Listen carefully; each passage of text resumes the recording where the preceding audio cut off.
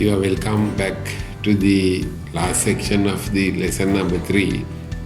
Lesson number 3 on human resource management. In the previous lesson, we have been talking about, we are on the main subtopic of components in human resource management. We went through first 2 components. The third component is training and development. Now, first 2 components we have finished, like human resource planning and then the selection and recruitment. The third component is training and development. Training and development is the third level. Now, first we have decided on the people who should come for the jobs, number of people, and job description, job analysis. And now, then we went and discussed about selection and recruitment. After you recruit the people, you have to do the training and development. That is part of the HRM components, part of the another components of the HR. These are all falling. First 2 components are falling into the attracting, main topic of attracting. Now development. This is the development. So an essential activity of any organization is training and development of its human resources. Training usually refers to the teaching employees how to do a job that they have been recruited. How to do the job that they have been recruited.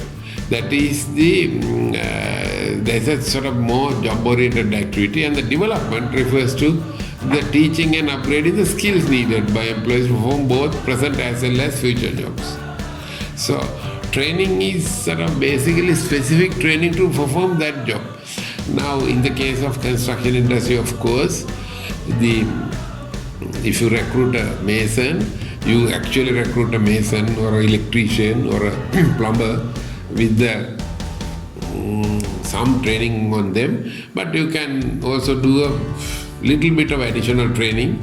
But this topic of training will be more important in a very new industry. Like if somebody starts a big garment industry with some new machinery, who is good, new equipment, they have to be trained for some particular equipment. That is basically the main training component. Just train people for a specific job. If you take, you'll say a fresh student, advanced level past person to do a cashiering job or a counter in a shop, you have to first train them for a few days to do the counter job. But in the case of construction industry, our training is actually on specific skills.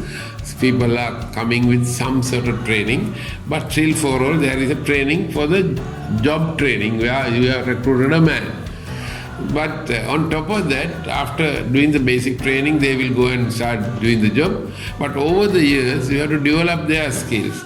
Now, in the case of construction industry, actually, even in Sri Lanka, now it is a legal requirement for a construction industry, we'll say a company, to continuously train their employees. In fact, when they submit tenders for construction jobs, they are given marks for the continuing development programs followed by their own employees. So that is continuing personal development programs. So that is the difference between training and development. Training comes immediately. No sooner you recruit a person, train them to do the job what you need. But then slowly develop all the skills to continue as a good worker in your organization. So training and development. There are different ways of, there are sort of several benefits. You need to, as sort of diploma students at the engineering diploma students, I need not to very much stress on the benefits, the advantages. What do you gain from training and development? Because there can be several direct benefits. There can be several indirect benefits. Some of the notable benefits are availability of skilled manpower, enhancement of existing skills, increase in the knowledge and experience of employees, improvement of job performance. When you start training people, they improve their performance.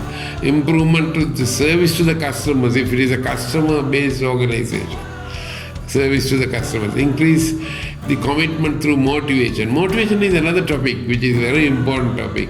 So, motivation also can be part of the continuing development activity for people. and also personal growth opportunities for employees.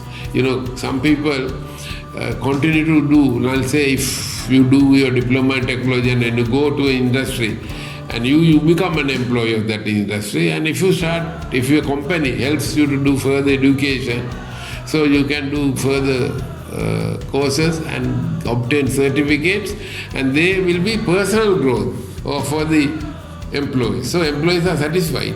There will be motivation factor. So even the development which is going to benefit directly the employee, not the organization, still is a indirect benefit to the organization, because then your employees will be happy, satisfied, and they will continue to work, and it will be easier to recruit more people to your organization. So there are various benefits of training and development. I have listed them in my slide. They are useful topics coming from actually management theories. The training and development actually is a huge HRM function. Big organizations have a training and development manager separately. They won't go into the recruitment. After you recruit people and pass them into the training department, they do the training and development.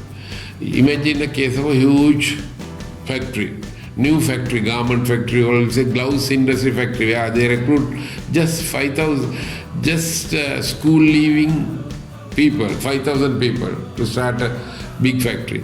You have to have a separate training arm. I can remember even in 30, 40 years ago, bigger companies had different training divisions.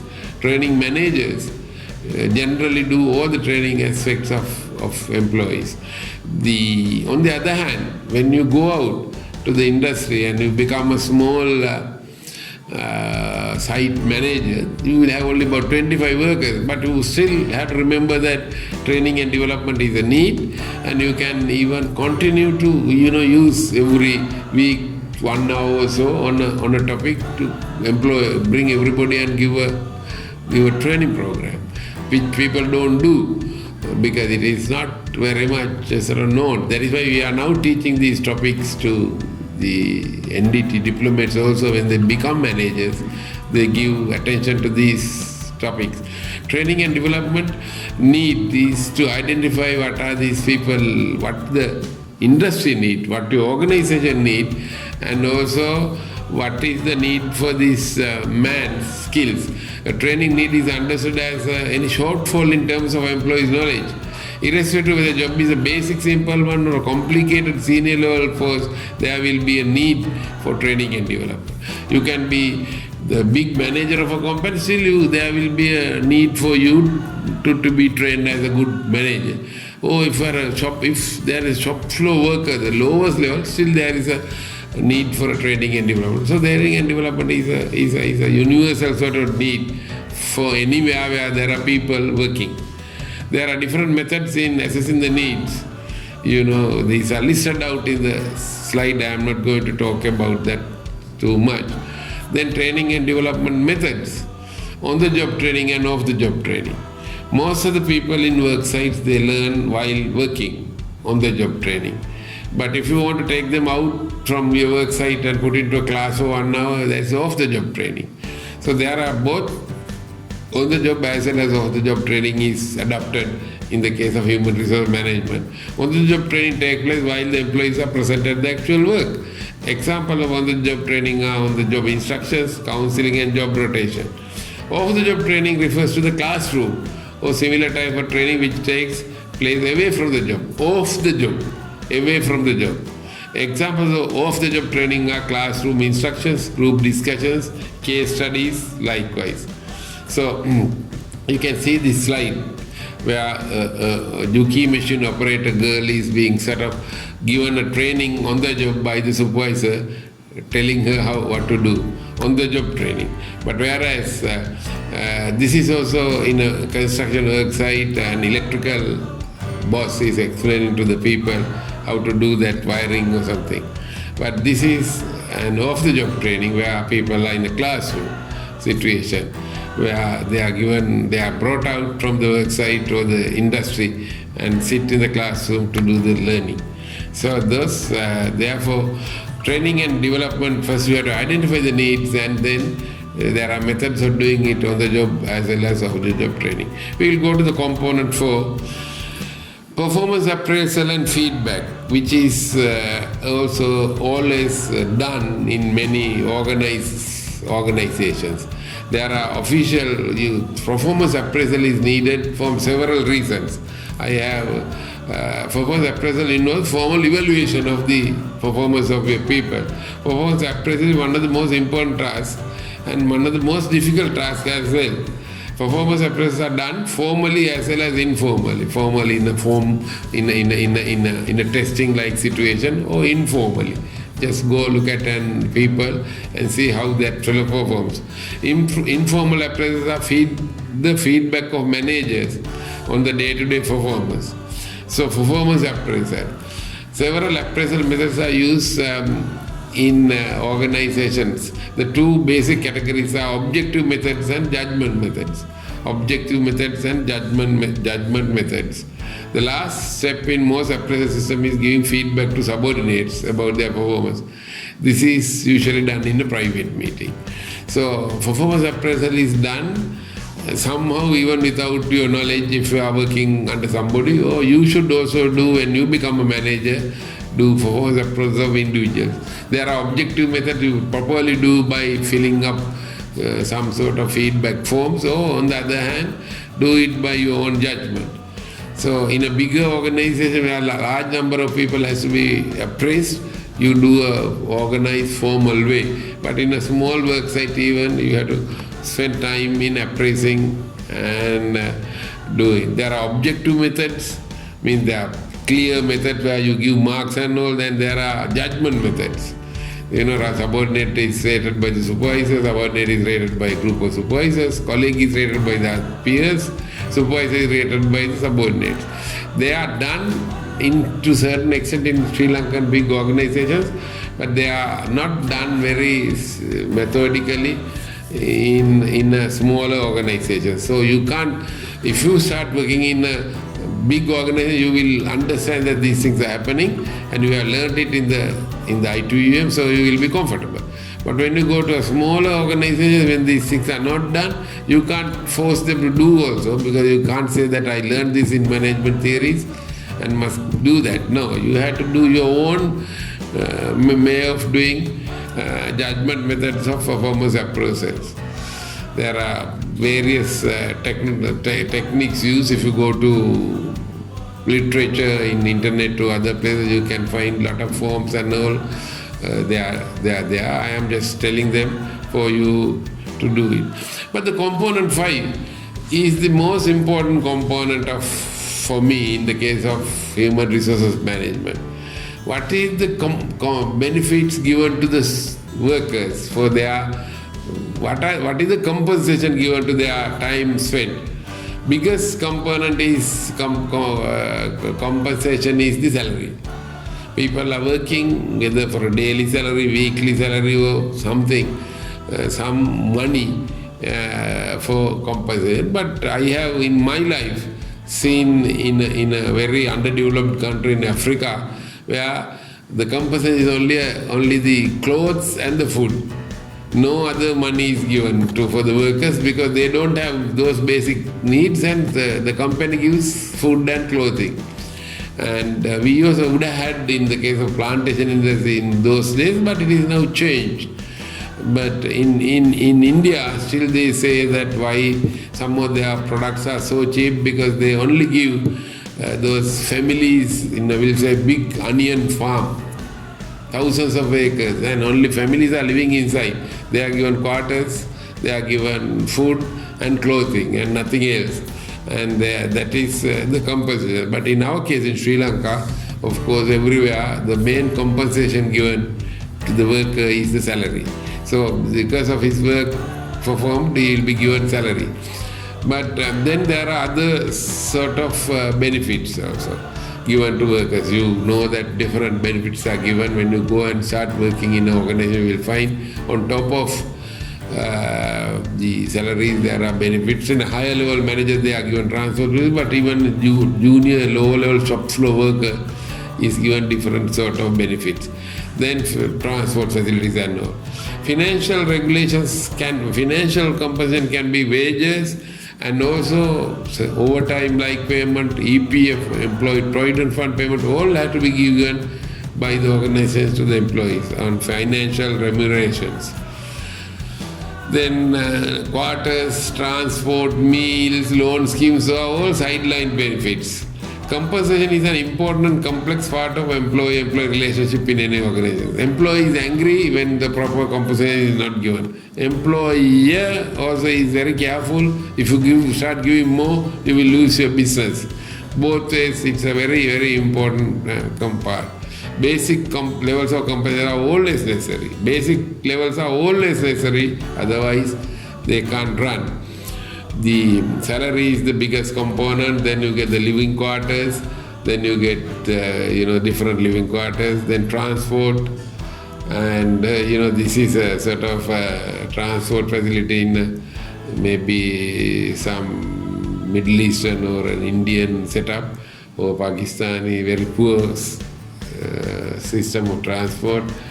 And these are canteen facilities. Even in bigger industries in Sri Lanka, you will find this food is given to the workers properly. The last of the components is the labor relations. I am not going to spend much time, you can go through it. Labor relations is like a union work, if simple words. Labor is the term usually used to refer to the dealings with employees who are represented by an association of employees, unions. So management usually refers that employees are not to be unionized. There are companies in Sri Lanka, they don't allow people to form unions. Expert agree that the best way to avoid unionization is to practice good employee relations. If you give everything to your workers comfortably, sometimes they don't look for unions. On the other hand, I personally feel, in my life experience, it is better to have a sort of representation by workers, because you can't go and talk to each and every worker, but when you are given when there is a union, you talk to those leaders and discuss and see what are the problems with the employees. And this is now in Sri Lanka, of course, there are regulations for setting up labor unions and how to deal with unions, and there is a ministry called Ministry of Labour. So unions are part and parcel of our industries. You have to be very familiar with that when you go there. But what I want is that if you become a manager one day, don't try to reject unionization. Become friendly with them, ask them to get themselves formed into unions and then discuss. It is far better than not having unions. That is what I have seen. You can't now stop it. People are getting unionized all the time. In the contemporary world, it is an accepted fact that for the success of any organization, it is important to practice good labor relations, not only as a need to deal with employee unions, but as a good management practice.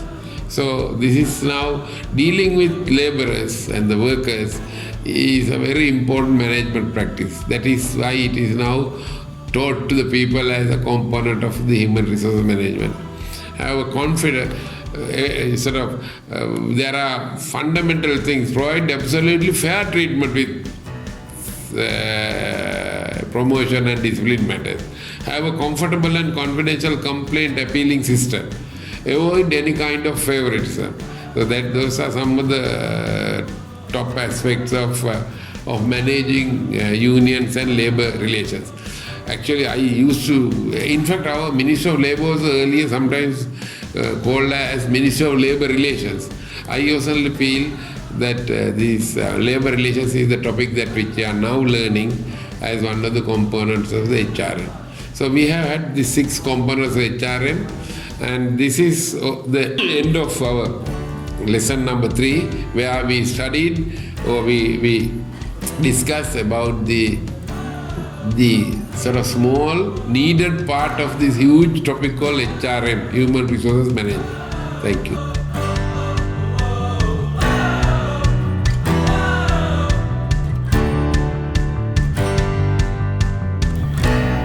Don't forget to subscribe this channel for more of the latest videos.